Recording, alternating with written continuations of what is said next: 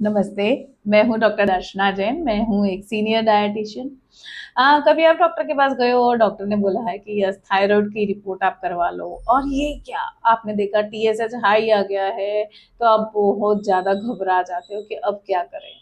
तो सीधे भागते हैं और एंडोक्राइनोलॉजिस्ट के पास जाते हैं, और जो थायराइड की आप मेडिसिन चालू करते हैं, जो लाइफ टाइम आपकी वो स्टार्ट हो जाती है।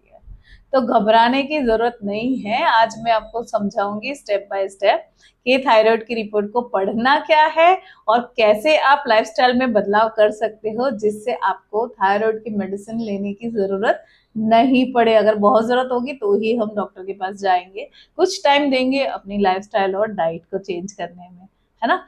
सबसे पहले ये ध्यान दीजिए कि थायराइड ग्लैंड होती क्या है। तो थायराइड ग्लैंड एक छोटी सी ग्लैंड है जो गले के यहाँ सामने होती है, लेकिन ये छोटी सी इसका मतलब नहीं इसका काम छोटा होता है, इसका काम बहुत बड़ा होता है। ये हमारे मेटाबॉलिज्म पे कंट्रोल रखती है, हमारे वेट पे कंट्रोल रखती है, हमारी एनर्जी, हमारे मूड और हमारी हार्ट हेल्थ को ध्यान में रखती है, मैनेज करती है, लेकिन पीरियड्स को भी कंट्रोल करती है। इसका मतलब थायराइड इम्बैलेंस होने से पूरी की पूरी बॉडी में इफेक्ट आता है। रिपोर्ट्स थायराइड की जब हम रिपोर्ट्स करवाने जाते हैं तो उसमें कौन कौन से टेस्ट आते हैं। टेस्ट आते हैं, 5 पैरामीटर हम लोग देखते हैं। नंबर 1 है टीएसएच। टीएसएच का मतलब होता है थायराइड स्टिमुलेटिंग हार्मोन, जो ब्रेन से सिक्रीट होता है और वो आपकी थायराइड ग्लैंड को स्टिमुलेट करने के काम आता है। उसका नॉर्मल रेंज है 0.4 से 4.5 ml यूनिट पर लीटर, उसका नॉर्मल रेंज होता है। अगर टीएसएच इससे ज्यादा हाई है, इसका मतलब आपकी ग्लैंड स्लो काम कर रही है और आपको हाइपोथायरॉयडिज्म हो गया है। हाइपोथायरॉयडिज्म को मोस्टली लोग सूखा थायराइड भी बोलते हैं। और अगर ये टीएसएच 0.4 से भी लो आ रहा है तो आपकी ग्लैंड जो है ओवर एक्टिव है, और इसको हम हाइपर थायरॉयडिज्म बोलते हैं। बहुत सारे लोग इसको गीला थायराइड भी बोलते हैं। जो हाइपर थायरॉयडिज्म है वो रेयर होता है, बट होता है।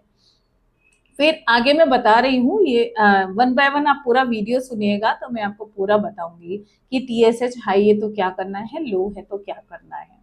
फिर उसके बाद इसके अलावा दूसरी रिपोर्ट होती है T3। उसी के अंदर टीएसएच होता है, नीचे T3 T4 होता है।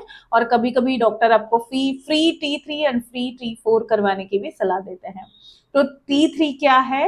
ये एक एक्टिव हार्मोन है जो मेटाबॉलिज्म को चलाता है। लो T3 का मतलब होता है आपका मेटाबॉलिज्म स्लो हो गया है, तो आपको फटीग यानी थकान आती है, वीकनेस जैसा फील होता है। एक रिपोर्ट होती है T4। T4 है थायरॉक्सिन हार्मोन। ये स्टोरेज का हार्मोन है जो एनर्जी को सप्लाई करता है। लो T4 का मतलब है वेट गेन होता है, हेयर फॉल होता है और एनर्जी लो हो जाती है। फिर फ्री T3 और फ्री T4 ये सब ब्लड में जो फ्रीली सर्कुलेट करते हैं ना हॉर्मोन्स, वो होते हैं। और इसी से डॉक्टर एग्जैक्ट थायराइड की क्या एक्टिविटी है उसको जज करते हैं। फिर कभी कभी आपको डॉक्टर बोलेंगे एंटी टीपीओ एंटीबॉडीज भी करवा लो। एंटी टीपीओ एंटीबॉडीज क्या है? ये आपका, ये अगर ये पॉजिटिव है इसका मतलब आपकी बॉडी में ऑटो इम्यून डिसऑर्डर है। अब ऑटो इम्यून डिसऑर्डर का मतलब क्या होता है कि आपकी बॉडी का जो इम्यून सिस्टम है ना, वो अपनी ही थायराइड ग्लैंड पर अटैक कर रहा है, और इसको हम हशीमोटो थायराइड भी बोलते हैं। यहाँ पे अगर ये पॉजिटिव है तो यहाँ पे आपको डॉक्टर के पास जाना बहुत ही ज्यादा जरूरी होता है। अब रिपोर्ट को आप कैसे पढ़ेंगे? एग्जाम्पल हम लेते हैं 3 केस का। एक केस होता है जिसमें आपका टीएसएच हाई है लेकिन T3 और T4 नॉर्मल है, इसका मतलब आपको हाइपोथायरॉयडिज्म है। इसके क्या क्या सिम्टम हो सकते हैं? कुछ भी इनमें से एक सिम्टम भी हो सकता है या सारे सिम्टम भी हो सकते हैं। इसमें आपका वेट गेन होता है, आपको कॉन्स्टिपेशन हो सकता है, आपकी स्किन ड्राई हो सकती है, हेयर फॉल हो सकता है, थकान हो सकती है, सुबह उठने का मन ना करे, सुबह उठते ही बहुत ज्यादा थकान लगती है, बॉडी में स्वेलिंग सी हो जाती है। ये सब इसके सिम्टम होते हैं। केस नंबर 2, अगर टीएसएच लो है और T3 T4 हाई है, तो इसको, इसका मतलब है आपको हाइपर थायरॉयडिज्म है, यानी कि आपकी थायराइड ग्लैंड ओवर एक्टिव है। इसमें होता क्या है, देखिए हाइपो में वेट गेन होता है और ये टोटली उल्टा है, इसमें वेट लॉस आता है। पाल्पिटेशन यानी कि आपका हार्ट रेट बढ़ जाता है, आपको एंजाइटी जैसा फील होता है, आप बहुत ज्यादा स्वेट करते हो, और अगर ये बढ़ जाता है ना तो आंखें बाहर आ जाती है। ये हाइपो से ज़्यादा खतरनाक है, इसके अंदर हम कोमा में भी जा सकते हैं। सो अगर आपको लगता है कि आपको हाइपरथायरॉयडिज्म है, तो आपको ज़रूर से सबसे पहले डायटिशियन से भी मिलना चाहिए और डॉक्टर से भी मिलना चाहिए। केस नंबर 3 कि इसमें TSH तो थोड़ा सा ही एबनॉर्मल है, लेकिन T3 और T4 नॉर्मल आ रहा है। इसका मतलब आपको सब क्लिनिकल थायराइड प्रॉब्लम है, यानी कि आपको अभी थायराइड हुआ नहीं है, सब क्लिनिकल थायराइड प्रॉब्लम है। ऐसे में हम बहुत काम आते हैं, यानी डायटिशियन, यानी कि लाइफस्टाइल और डाइट में सुधार से आपको बहुत ज्यादा फर्क पड़ता है। जनरली लोग यहीं पे ही अटक जाते हैं कि थोड़ा सा बॉर्डर लाइन हाई है तो तुरंत ही मेडिसिन लेने लगते हैं। मैंने देखा है बहुत से लोग तो, अगर घर में किसी को ये मेडिसिन चल रही है ना, तो बहुत से लोग का थोड़ा भी TSH ऊपर आता है तो अपने आप से लेने लगते हैं। तो प्लीज कोई भी दवाई अपने आप से ना लें, एंडोक्राइनोलॉजिस्ट की सलाह के बिना ये दवाइयां आपको नहीं लेनी चाहिए। अब हम आ जाते हैं डाइट और लाइफस्टाइल के ऊपर। हाइपोथायरॉयडिज्म में क्या करना चाहिए? तो हाइपोथायरॉयडिज्म में हम लोग क्या करते हैं, प्रोटीन रिच फूड देते हैं, जैसे दाल दे दिया, पल्सेस दे दिया, पनीर, एग, और अगर आप नॉनवेज खाते हो तो नॉनवेज दे देते हैं। लेकिन हमेशा याद रखना है, जो भी पल्सेस एंड लेग्यूम्स आप यूज कर रहे हो उनको 4 आवर्स आपको सोक कंप्लीटली करना पड़ता है। फिर सेलेनियम और जिंक फूड भी हम देते हैं। और जो जो किस किस में होता है, पंपकिन सीड ले सकते हैं, मशरूम्स ले सकते हैं, नट्स ले सकते हैं। अगेन याद रखिएगा 4 आवर्स सोक करना है। एक्चुअली ये होता क्यों है, क्योंकि मोस्टली होता है बॉडी में आयोडीन का एब्जॉर्प्शन कम होता है, या आयोडीन रिच फूड हमको नहीं मिलता है, उसकी वजह से ये ज्यादातर होता है। तो हमेशा ये याद रखिए, बहुत सारे लोग हमको पूछते हैं कि मुझे हाइपोथायरॉयडिज्म है मैडम, हाइपरथायरॉयडिज्म है, मुझे नमक कौन सा खाना चाहिए? तो ऑफकोर्स आपको आयोडाइज सॉल्ट खाना चाहिए। आप चाहे पिंक सॉल्ट खाएं, चाहे व्हाइट सॉल्ट खाएं, चाहे सेंधा नमक खाएं, लेकिन मेक श्योर करिएगा वो आयोडाइज्ड हो, आयोडीन से फोर्टिफाइड हो, वो ही नमक खाना है। अगर सेंधा नमक आयोडीन से फोर्टिफाइड नहीं है तो आप नॉर्मल सॉल्ट यूज करिए।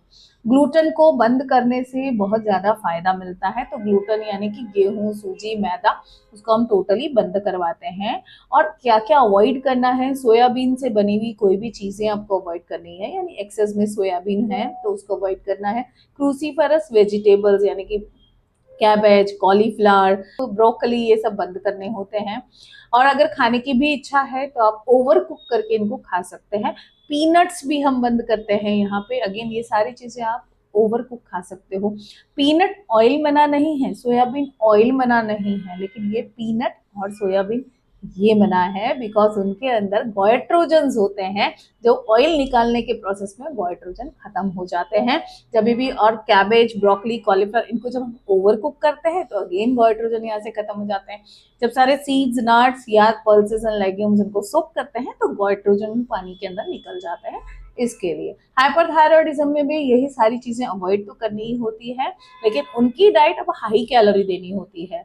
लेकिन डाइट हाई कैलोरी हो पर हेल्दी हो, ऐसा नहीं कि फैट से ही आपने कैलोरी बढ़ा दी, है ना। तो हेल्दी फैट्स देंगे हम, बनाना देंगे, मिल्क देंगे, नट्स देंगे, है ना। लेकिन हाइपर हो या हाइपो हो, अगर कैफीन और स्पाइसी फूड से आप परहेज कर सको तो बेस्ट रहता है। और क्या करना है इसके अंदर भी, जैसे मैंने पहले बताया था पहले वीडियो में कि कोलेस्ट्रॉल में स्ट्रेस कंट्रोल करना है। ऑफ कोर्स थायराइडिज्म अगर है तो भी स्ट्रेस कंट्रोल करना है। कैसे करना है वो मैंने पूरा कोलेस्ट्रॉल वाली वीडियो में बता रखा है, सो वो आप जरूर से करें।